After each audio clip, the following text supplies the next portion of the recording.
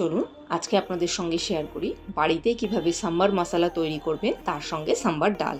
তো তার জন্য প্রথমেই এখানে নিয়েছি অড়হর ডাল। সেটা বেশ কিছুক্ষণ আগে থেকে জলে ভিজিয়ে রেখে দিতে হবে। এরপর তৈরি করে নিতে হবে সেই সাম্বার মশলা। তো তার জন্য কড়াইতে আমি প্রথমেই দিয়েছি গোটা জিরে, গোটা ধনে, মেথি, অড়হর ডাল, কালো সর্ষে আর কিছুটা চাল। এখানে দিয়েছি একটু শুকনো লঙ্কা। ও হ্যাঁ, আপনারা চাইলে বিউলির ডাল আর ছোলার ডালও দিতে পারেন। শেষে দিয়েছি কারি পাতা আর কিছুটা গোলমরিচের গুঁড়ো দিয়ে খুব ভালো করে ভেজে নিয়েছি। এরপর একটা কুকারে চাপিয়ে দিয়েছি এবং কুকারের মধ্যে ডালটা দিয়ে অল্প একটু নুন দিয়ে খুব ভালো করে সেদ্ধ করে নিতে হবে।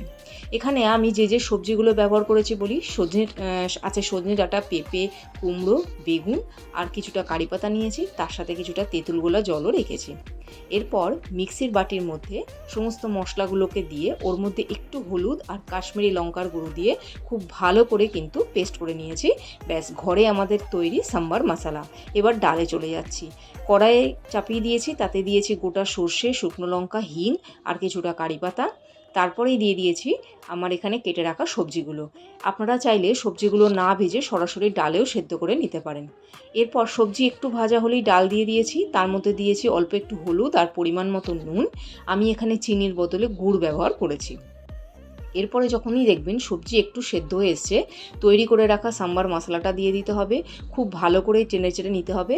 তখনই বুঝতে পারবেন যে অলরেডি ডালের কি সুন্দর গন্ধ বেরিয়ে গেছে। এরপর তেঁতুলের জল আর কারি পাতা দিলেই কিন্তু আজকের আমাদের এই সাম্বার ডাল একদম রেডি।